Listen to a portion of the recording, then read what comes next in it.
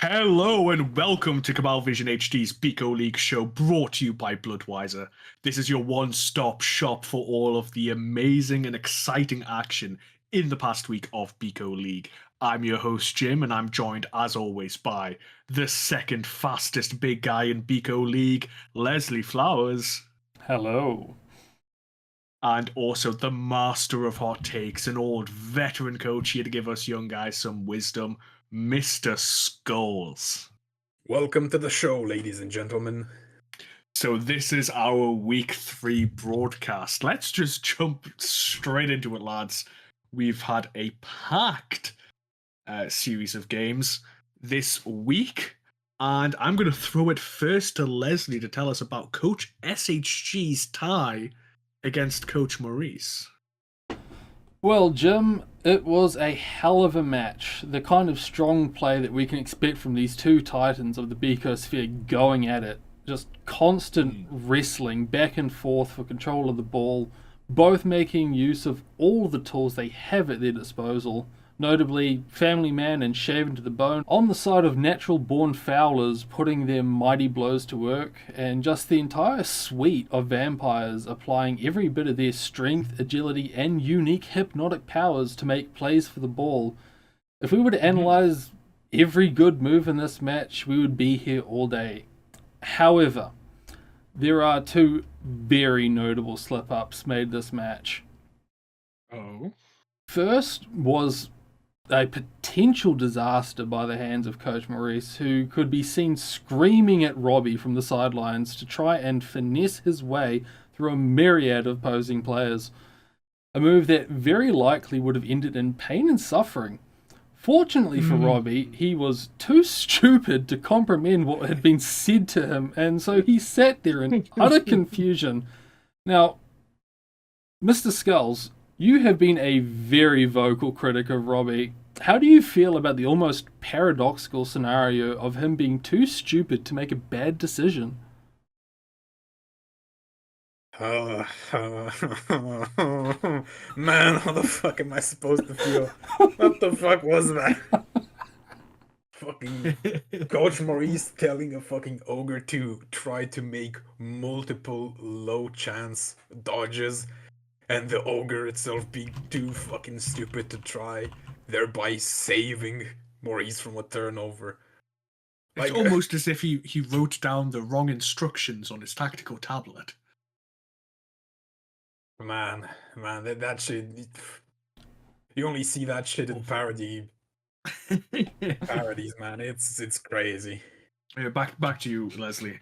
Now, the last one of these is a doozy, so buckle up. Alright.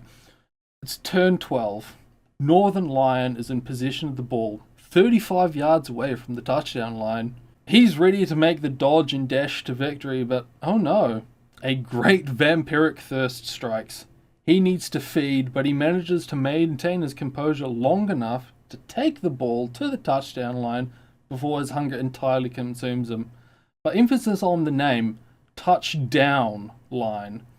Northern Lion, in his bloodlust, inadvertently uses his telekinetic powers to levitate the ball in place above the touchdown line while he ran off to assault a nearby fan.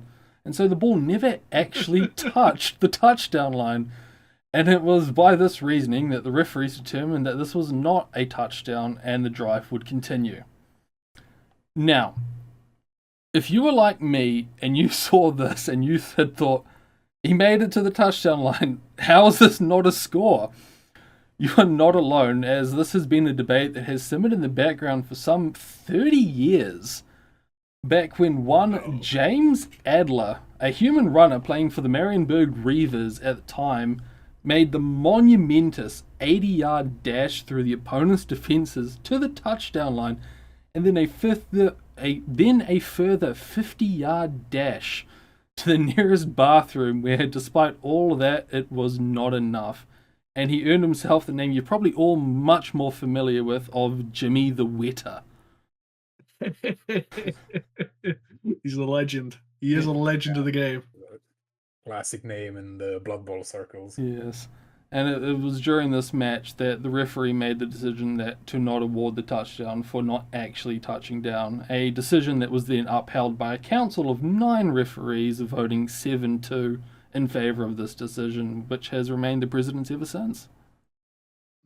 Just a bit of Blood Bowl history for you all. We love hearing it. We love hearing it.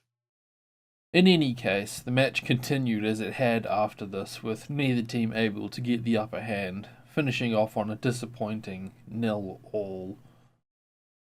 Coach SHG did a press conference after the match where he had this to say. Well, I'm not used to this type of form from a team that I coach. I came from a championship team. I won the season championship with the good kids, so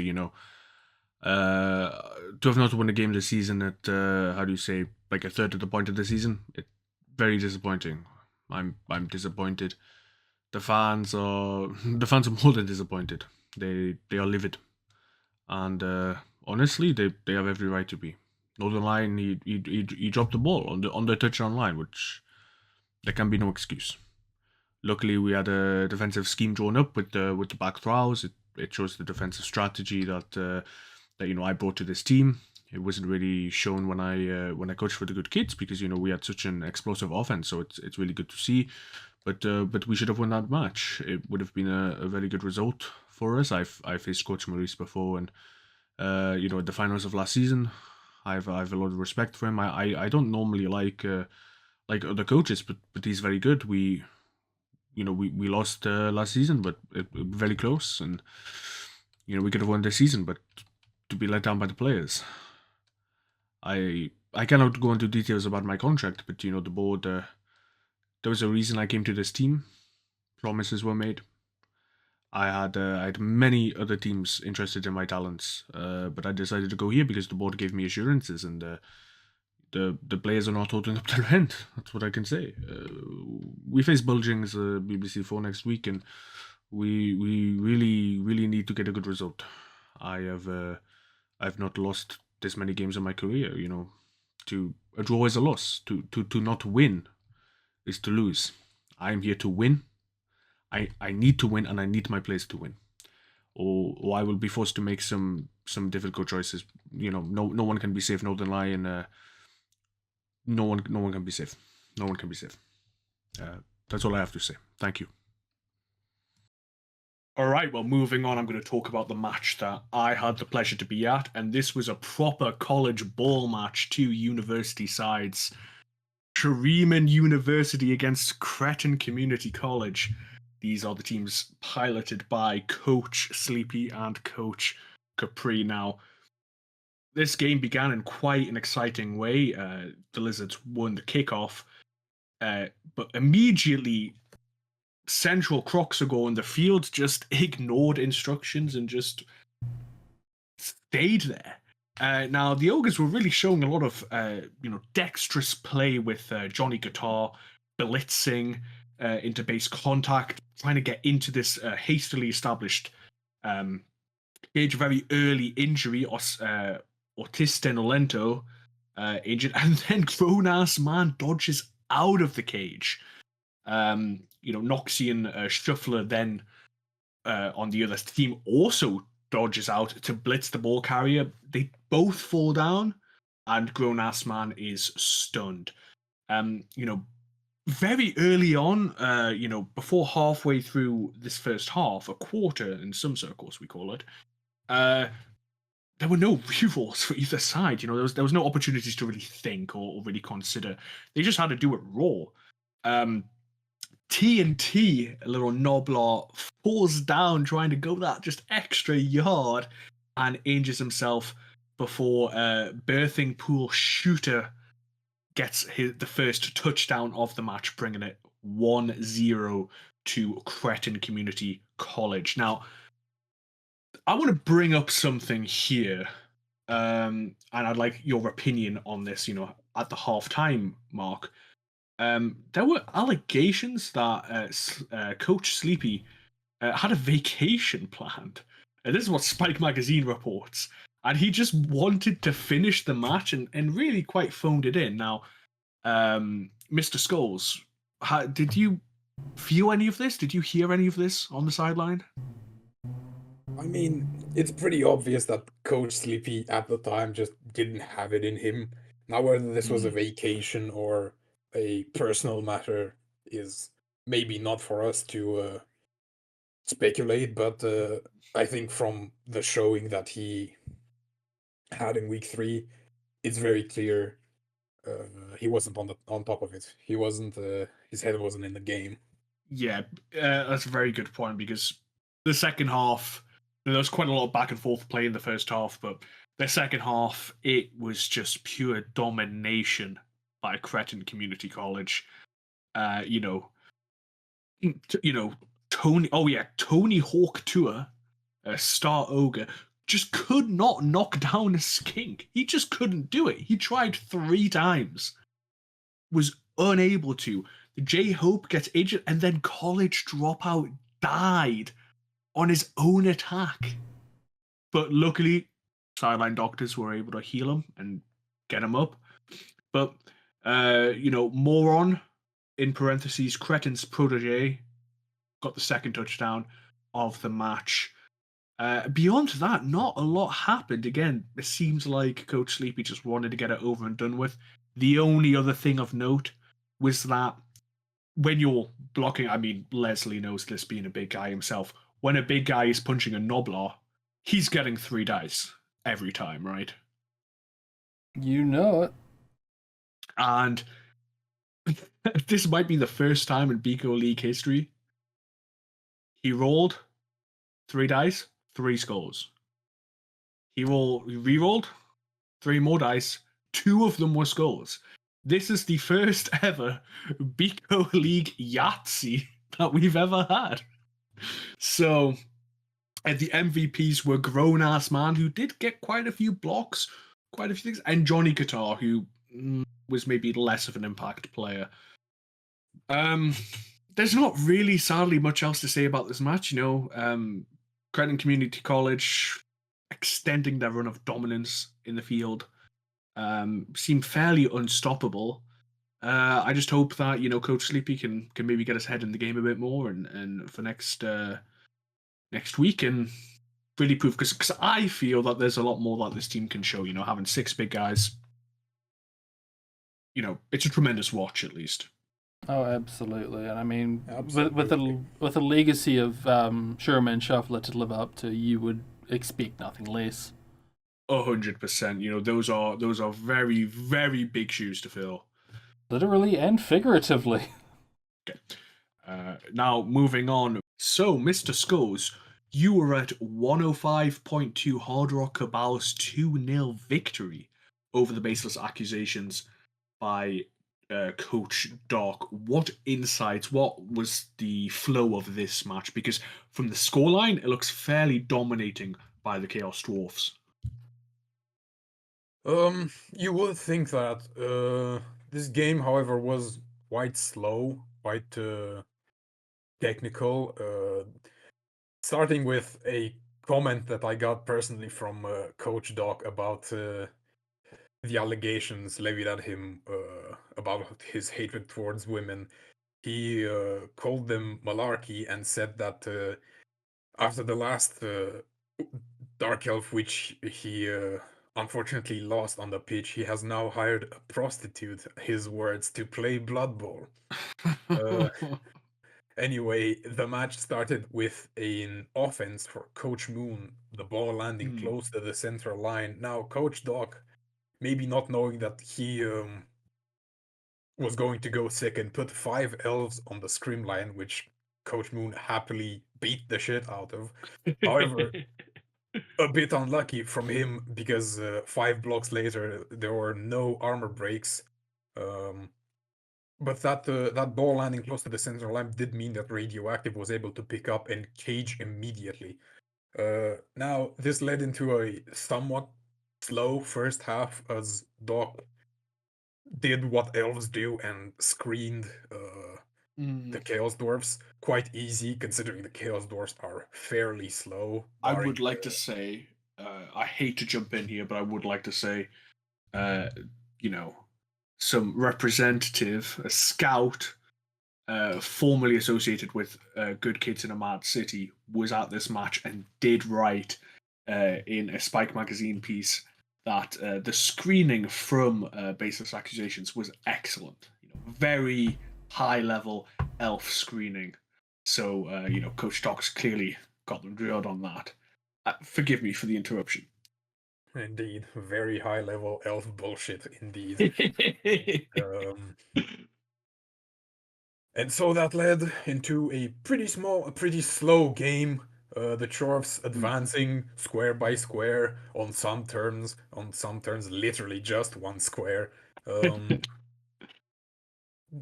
elves like surrounding them, trying to slow them down as much as possible. The match kind of devolved into a big like beat ball of players. Which led to the new witch elf, the aforementioned prostitute, getting injured. She had to get the help of the sideline doctors, however, and all of this led to Doc, even though he screened very well for most of the half, leaving one space open, which led to Radioactive running with the ball.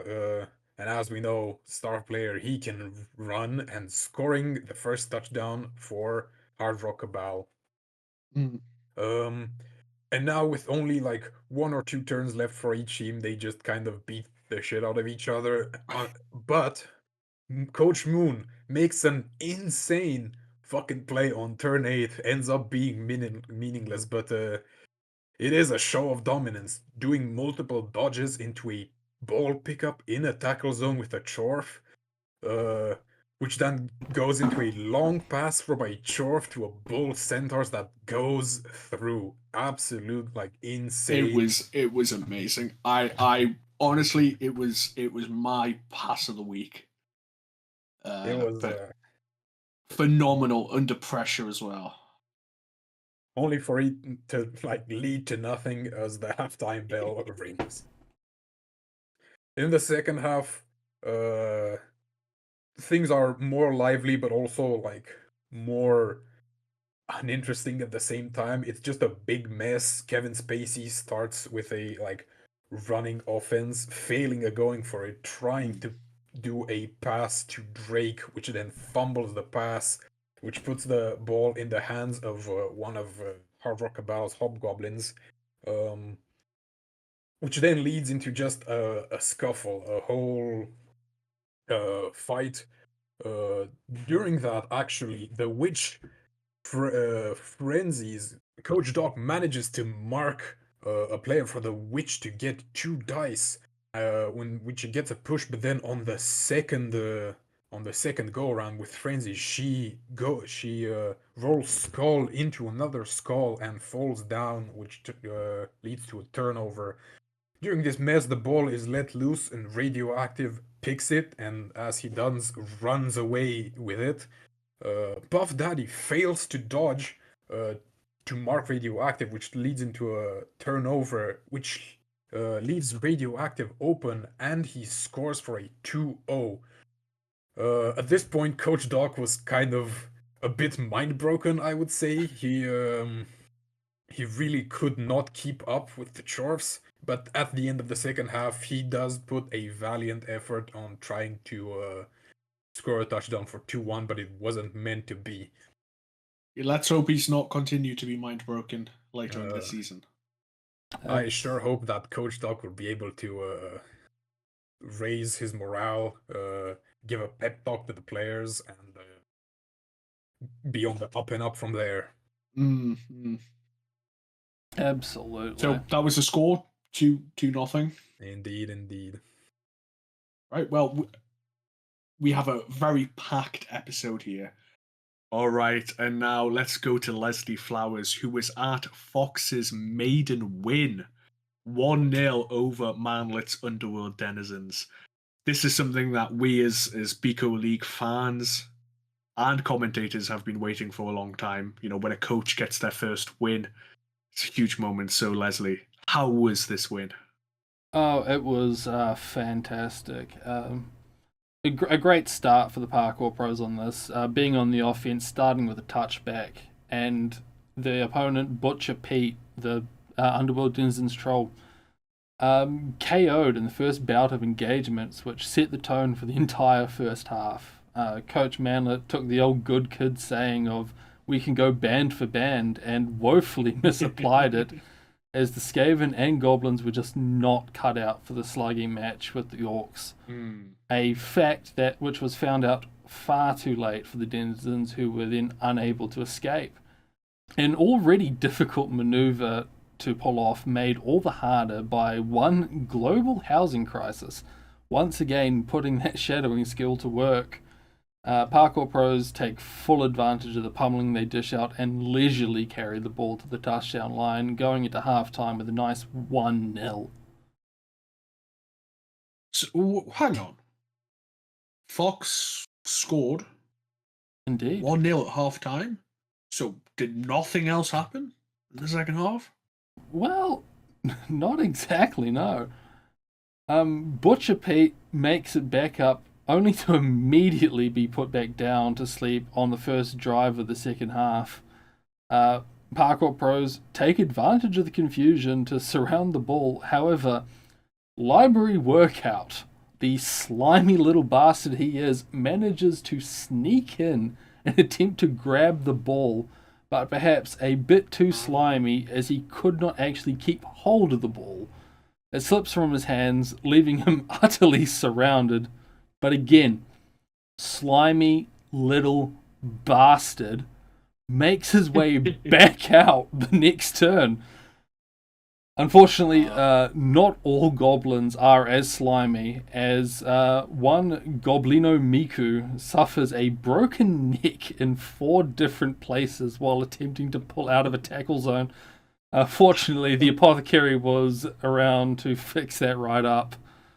What follows is a heroic screening defense by the Moiais, able to exploit holes in the caging attempts to knock out the ball carrier, injuring the goblins raw beef in the process, but never quite able to get control of the ball themselves. And so the ball still gradually makes its way towards the Moiais touchdown line, but until Snowball, in possession of the ball, suffers from a case of spontaneous exploding lung syndrome, which would have been fatal had it not been for, yet again, the wonderful pitchside apothecary with a bit of finagling, backwards jump, able to get possession of the ball, only to trip over on the touchdown line, closing the match at 1-0 to the Parkour pros. So I see. I mean, you said, was that all that happened, a 1-0 in the first half? It's easy to see, had things been a little different in any other way, this could have easily been a 2-0, perhaps a 2-1. Absolutely.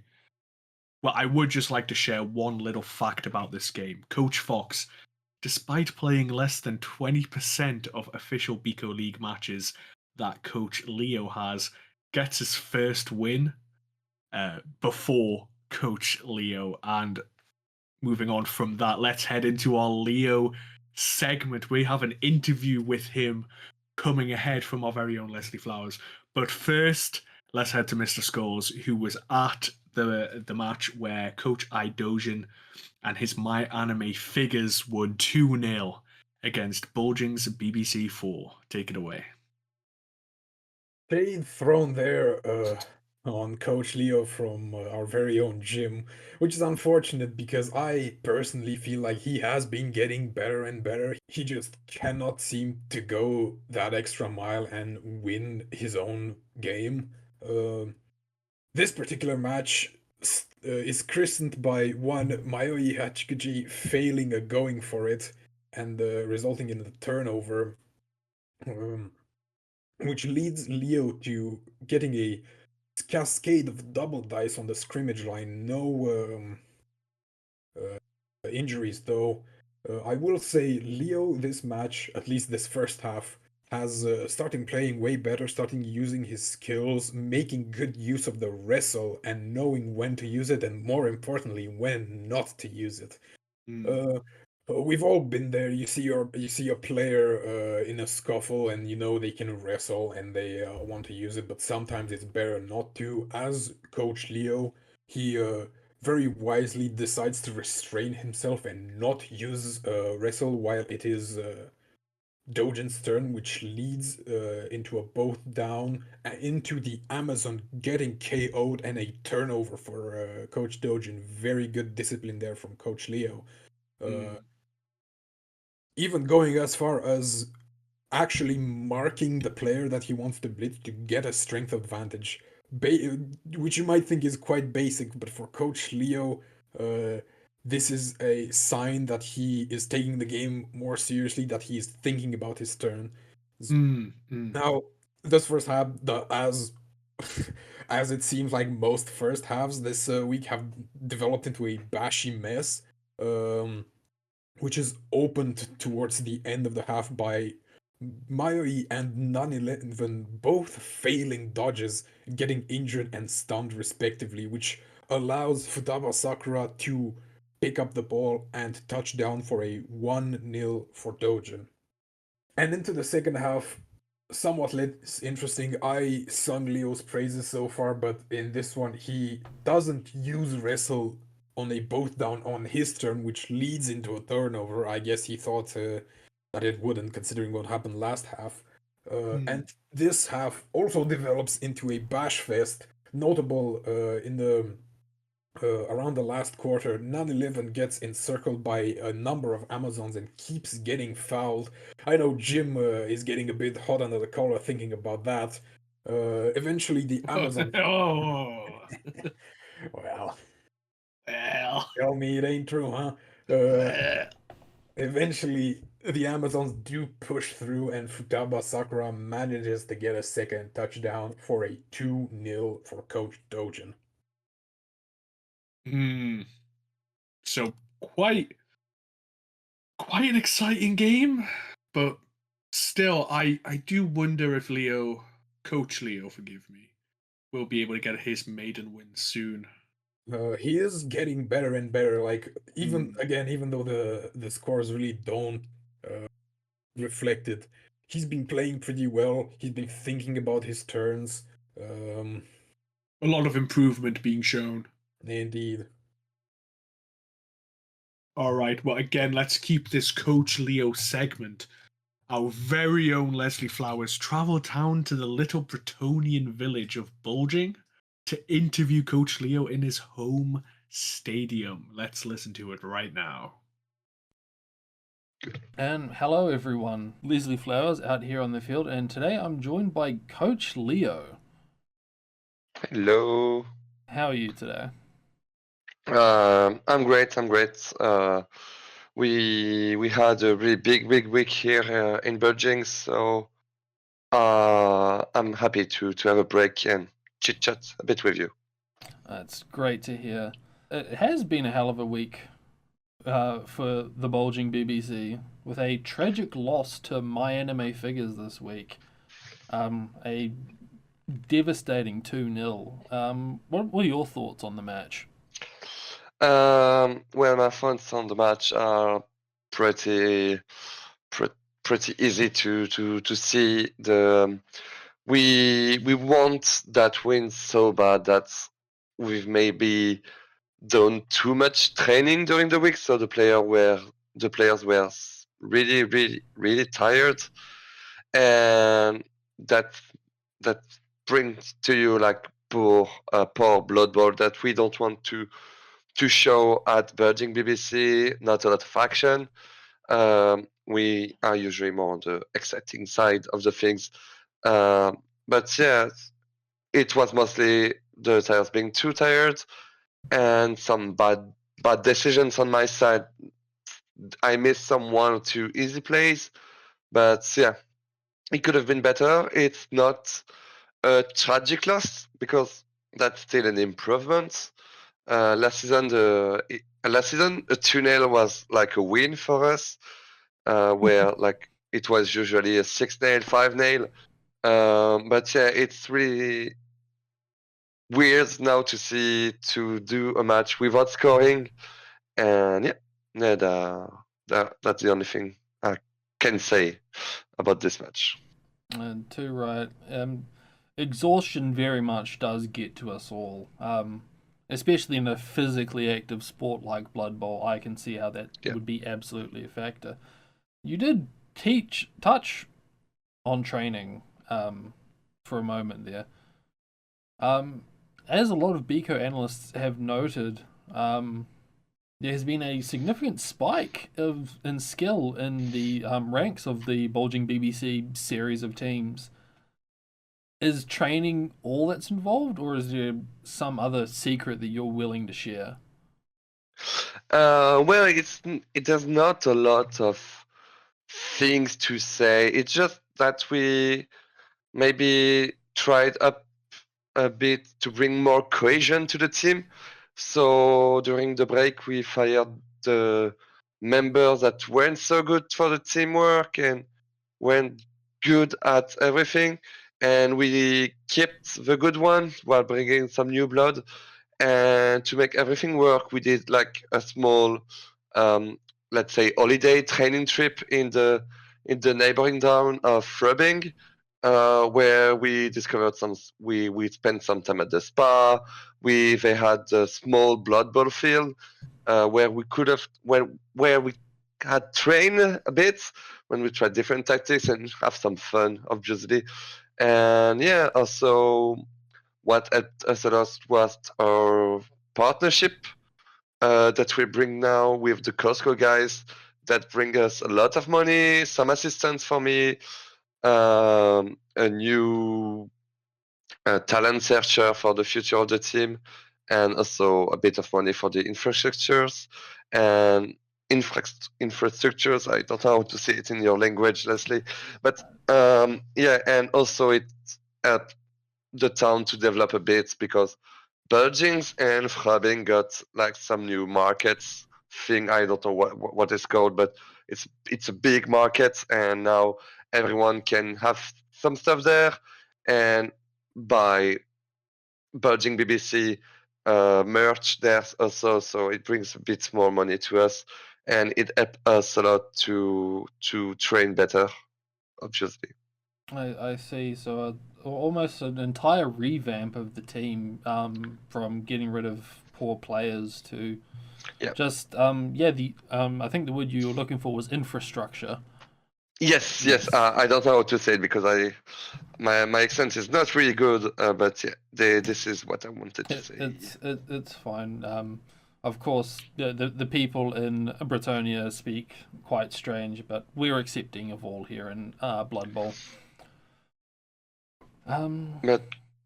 But yeah, the fact that we fired like some iconic players from the team like Rudolf Wittler and Berlin Wall, that really bring down the team in terms of strategies, even though they scored once, doesn't mean they can stay on the team and do what they want, and that's why that's that was one of the reason of why the team was doing so poorly last season, and now it's much better. That's fair enough. I know. I believe Daniel is still with the team. Yeah, Is he yeah, is he a big team player? yeah. He's a big team player. Well, the the end of the previous season was a bit hard because he tragically lost during a match one of his big brother, Cool Daniel. But now we have the big brother, Coolest Daniel, that is also on the pitch. And at the start, it was really hard for them to play together, but now they are getting the thing, and it's getting better and better and better. I hope in the future they will become like one of the strongest pair of linemen and blitzer in history of Britannia. In the history of Britannia. That's good to hear. Moving on to a question about the coach behind the team. Some of our researchers did a bit of digging on you, Coach Leo. Oh no. Apparently, a long time before Bico League, you had actually been a coach in a former sport, a strange sport called soccer. Is this true? Hmm. And if so, were there any lessons learned from your time that have helped you in Blood Bowl? Yeah. So yeah. It was a really long time ago. My God, your researchers are really good about it. We do like to be thorough. Yeah. So I run like a soccer team. It's like a really less violent version of Blood Bowl, a bit more boring. Soccer team themed around like I don't know, like a school for special children. It was the main sponsor. I don't decide what I do, and yeah. So I'm sorry, who was the sponsor? the sponsor was like a school for children in special needs. It was like a charity thing, but played in professional teams. I It see. I was really see. weird. Yeah, but yeah, it was great. I had two wonderful assistants at the time that helped me a lot to do some things to help me with the strategy um, and everything related to the game. A lot of testing, a lot of training. But in the end, it was maybe a bit too much hard. We got some nice rivalry with some neighboring clubs that were the most exciting time of the year for us because it was some laid back matches where both teams were not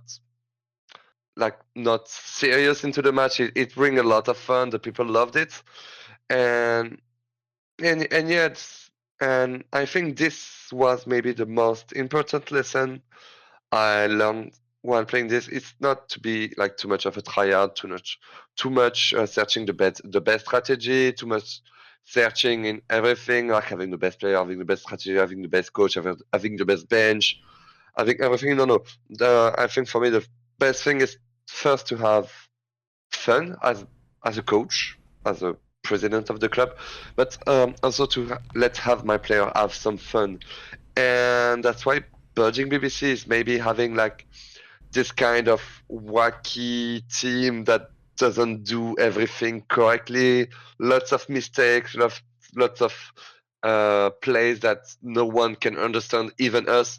But that's the magic of the team. It's just having fun and and just see what happens every time we do something. And yeah, so maybe that this is the biggest lesson I learned from this time, this lovely time, is that yeah, don't try to do much, just have fun. It's the most important. It's a sport. We are here to entertain the people and make the other team lose their mind. And I think that's the best thing to do. And what a lesson that is to take. Unfortunately, we're running out of time here. Yeah. Next week, you are to face the Twitch Gamers led by Coach SHG. Are you excited Yeah. for this match? Yeah, I'm really excited. I like how to play against Coach SAG. I played against him last season and in other like off season, small season before that. He's a really nice manager. He knows a lot of good a lot. I'm sorry.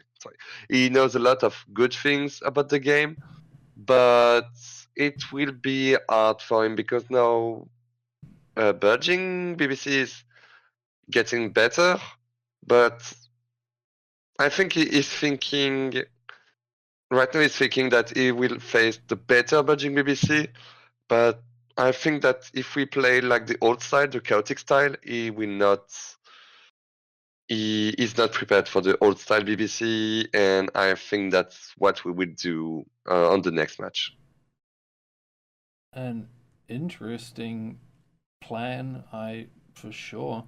What about any other future matches? Are there any other future matches in particular that you have lined up that you're excited for?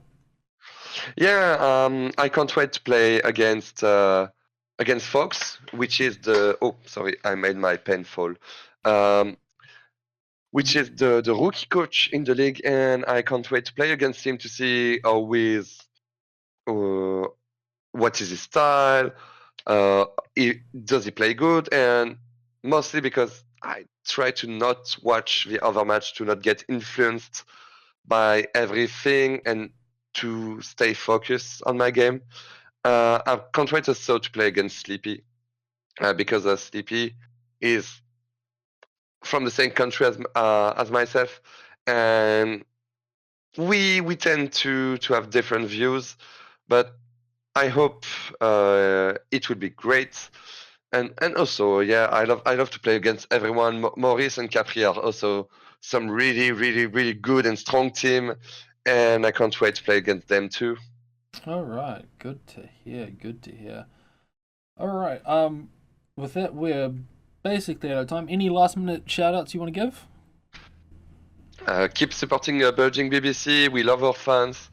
We love everyone that has been supporting us for the last 2 seasons. This season, the season before, and the off season we've done before.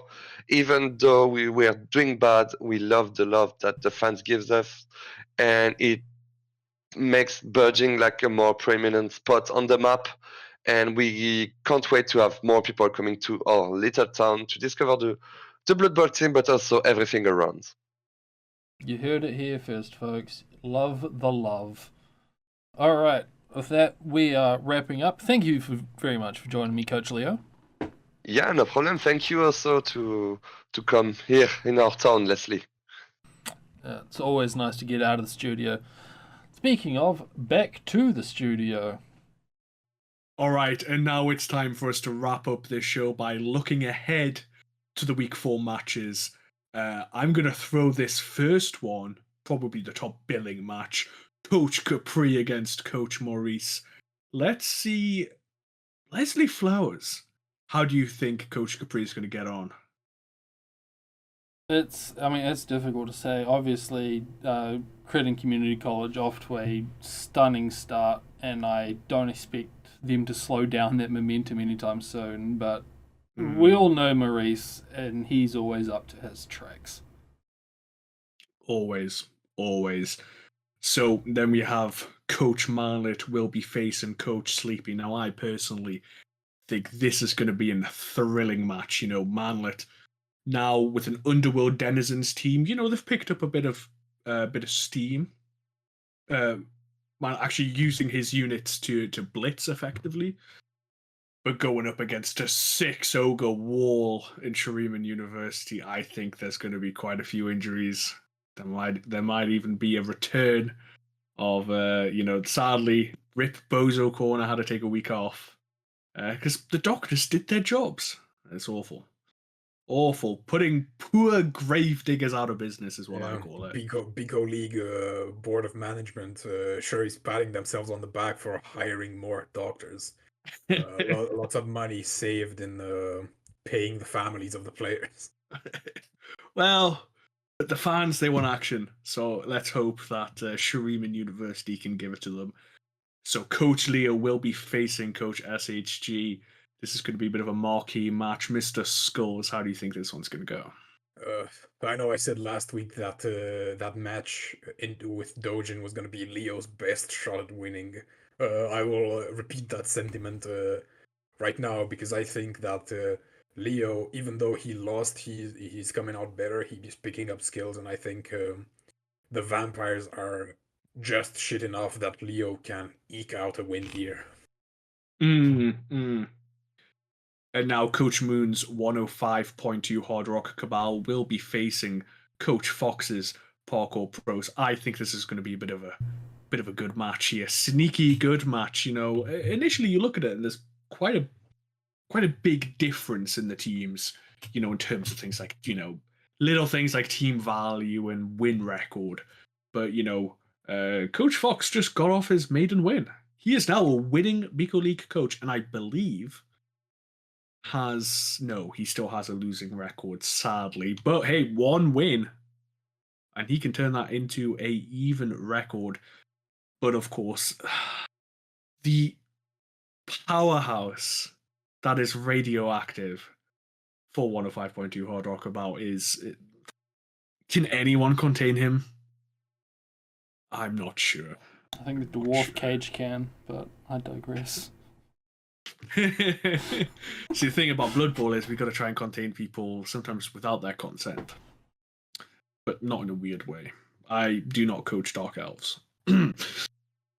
Finally, let's move on to Coach Dark against Coach I Dojin. This is the My Anime Figures against the Baseless Accusations. Leslie Flowers, do you think this is going to be an exciting match? I mean, I think we're seeing two diverging paths meeting. You know, the most agile human team and the least agile elf team going at it. In their own weird way, a very even match. Indeed, That's a really good point. Indeed, I think we're gonna see the one answer to the question of which movement doctrine is better, the agility 4 or the dodge on everybody. I think we're gonna get into some very interesting positions with this one. Yeah. You all know my views on it. Elf over human any day. That's Jim's guarantee. No comment on that one. We have a sponsor. Fortunately, it isn't the bumper stickers that say that. Now it's time for the show to end.